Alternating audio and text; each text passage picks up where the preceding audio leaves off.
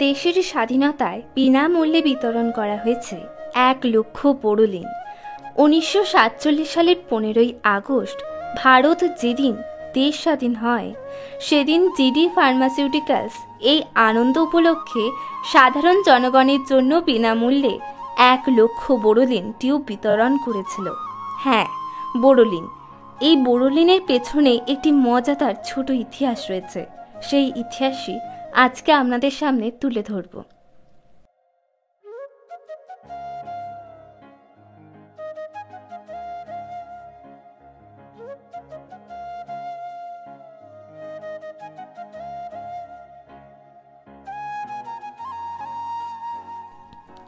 বোরোলিন এমন একটি ক্রিম যা শুধুমাত্র বিউটি প্রোডাক্ট হিসেবেই পরিচিত নয়, বরং প্রায় প্রাথমিক চিকিৎসার বাক্সে যার উপস্থিতি লক্ষ্য করা যেত।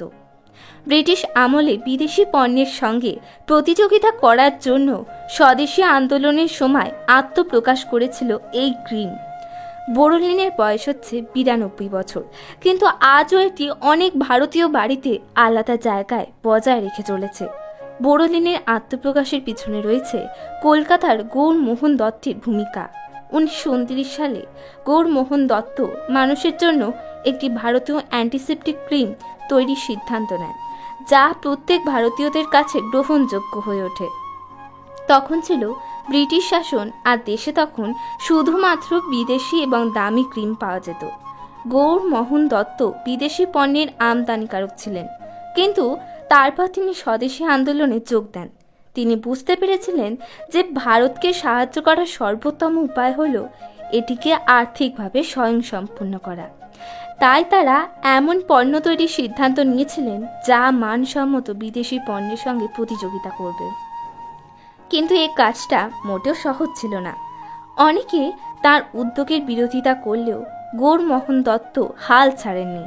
ভারতকে স্বাধীন ও স্বনির্ভর করার স্বপ্নকে হৃদয়ে রেখে তিনি নিজের বাড়িতে বিদেশি পণ্যের সঙ্গে প্রতিযোগিতায় দেশীয় পণ্য তৈরি শুরু করেন। তাদের মধ্যে একটি ছিল এই বোরোলিন ক্রিম, যা একটি সবুজ টিউবে আসে। দত্ত মহাশয় 1929 সালে এটিকে বাজারে নিয়ে আসেন। বোরোলিনের উৎপাদনকারী প্রতিষ্ঠানটির নাম জিডি ফার্মাসিউটিক্যালস। জিডি ফার্মাসিউটিক্যালস পরিচিত জনগণের বোরোলিন নামেও। বোরোলিন শব্দের প্রথম অংশটি হল বোরো, যা বরিক পাউডার থেকে উদ্ভূত, যার একটি অ্যান্টিসেপটিক বৈশিষ্ট্য রয়েছে। দ্বিতীয় অংশ হল ওলিন। এই শব্দটি এসেছে ল্যাটিন শব্দ ওলিয়ন থেকে, যার অর্থ তেল। বলা হয়ে থাকে যে সরকারি কোষাগারের 1 টাকাও কখনো এই কোম্পানির কাছে পাওনা ছিল না। ক্রিমটির ফর্মুলা কখনো গোপন রাখা হয়নি। প্রায় কোম্পানিগুলি তাদের পণ্যের ফর্মুলা গোপন রাখে যাতে অন্য কেউ একই পণ্য তৈরি করতে না পারে, কিন্তু জিডি ফার্মাসিউটিক্যালস কখনো বোরোলিন তৈরির এই ফর্মুলা গোপন রাখেনি। বোরোলিন কাটা, ঠোঁটে ফেটে যাওয়া, রুক্ষ ত্বক এবং সংক্রমণের চিকিৎসায় ব্যবহৃত হয়। মহান বিপণন ব্যবস্থা ছাড়াই এর নিজস্ব পরিচয় তৈরি করেছিল। সেই সময়টা বড় আকারের বিজ্ঞাপনের যুগ নয়, তা সত্ত্বেও বোরোলিন সক্ষম হয়েছিল পণ্য হিসেবে নিজের একটা শক্তিশালী পরিচয় প্রতিষ্ঠা করতে। বোরোলিন শীঘ্রই সারা দেশের মানুষের প্রিয় ক্রিম হয়ে ওঠে। স্বাধীনতা পূর্ব ভারতে কাশ্মীরিরা হিমশীতল এবং শুষ্ক ত্বক থেকে মুক্তি পেতে এটি ব্যবহার করত, এবং দক্ষিণ ভারতের লোকেরা তাপ থেকে বাঁচতে এটি ব্যবহার করত। বোরোলিন প্রতিটি ত্বকের ধরনের জন্য উপযুক্ত একটি ক্রিম। এটি হয়ে ওঠে জাতীয় অর্থনৈতিক স্বনির্ভরতার প্রতীক। আত্মপ্রকাশের পর থেকে বছরগুলি পেরিয়ে গেলে বোরোলিন ব্র্যান্ডের জনপ্রিয়তা বৃদ্ধি পায় এবং ব্রিটিশ শাসনের অধীনে থাকা এটি দেশের জাতীয় অর্থনৈতিক স্বনির্ভরতার প্রতীক হয়ে ওঠে। কথিত আছে যে বোরোলিনের জনপ্রিয়তা খবর পণ্ডিত জওহরলাল নেহেরু এবং অভিনেতা রাজকুমারের কাছে এলে তারাও এটি ব্যবহার করতে শুরু করে। দ্বিতীয় বিশ্বযুদ্ধের সময় পৃথক প্যাকেজিংয়ের ব্যবস্থা করা হয়েছিল।